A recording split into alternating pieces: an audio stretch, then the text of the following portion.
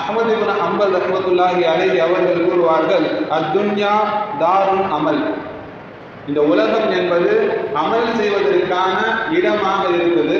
ஒல் ஆகிரத்து தாருன் ஜஸாவும், ஆகிரத் என்பது கூலிக்கான இடமாக இருக்குது. இந்த உலகத்தை அமல் செய்யாம விட்டுட்டோம் அப்படின்னு சொன்னா ஃபமல்லம் யஅமல் ஹுனா நதிம ஹுனாக, எந்த மனிதர் இந்த உலகத்துல அமல் செய்யாம விட்டுட்டாரோ கூலி வாங்கக்கூடிய நேரத்துல அவர் கவலைப்படுவார். இந்த உலகத்துல நாம் அமல் செய்யாம விட்டோமே, ஆகிரத்துல போய் நமக்கான கூலி கிடைக்காம இருக்குது, சரியான முறையில் அமல் செஞ்சா இன்னும் அதிகமாக நன்மைகளை பெற்றுக் கொண்டிருக்கலாமே என்பதாக அந்த நேரத்தில் அந்த மனிதர் கவலைப்படுவார் என்பதாக இமாம் அவர்கள் கூறினார்கள். கண்ணியத்திற்குரியவர்களே, அமல்களுக்கான இடம் இந்த இடம். அமல்களுக்காக வேண்டி எதையும் இழக்கலாம், ஆனால் எதுக்காக வேண்டி நாம் அமல்களை இழந்து விடக்கூடாது. காரணம் என்னவென்று சொன்னால், இந்த அமல் என்பது நமக்கான உற்ற தோழனாக இருக்குது.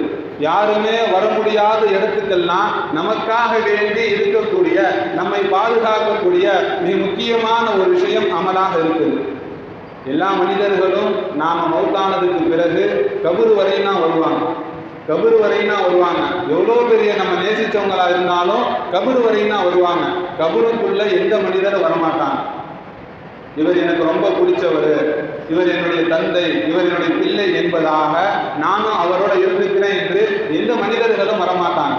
ஆனால் நம்முடைய கபருக்கு வரக்கூடிய ஒரு விஷயம் என்று சொன்னால், நாம் இந்த உலகத்தில் செய்த நல் அமல்கள் மட்டும்தான். நல் அமல்கள் மட்டும்தான் நம்முடைய கபருக்கு வந்து நம்முடைய அதாபுகள் எல்லாத்தையும் நீக்கி அல்லாஹ்விடத்தில் சிபாரிசு செஞ்சு ஒரு நிம்மதியான ஒரு வாழ்க்கையை கபரில் கொடுக்கும். அதே போல மறுமையிலையும் நம்மளை சொர்க்கத்துக்கு செல்லும் வரையும் நம்மளோட இருந்து நம்மளை சொர்க்கத்துக்கு அனுப்பக்கூடிய ஒரு விஷயமாக இருக்குது இந்த நல் அமல்கள். எனவே கண்ணியத்திற்குரியவர்களே, வாழும் காலம் எல்லாம் மௌத்துக்கு முன்பதாக எவ்வளவு அமல் செய்ய முடியுமோ அவ்வளவு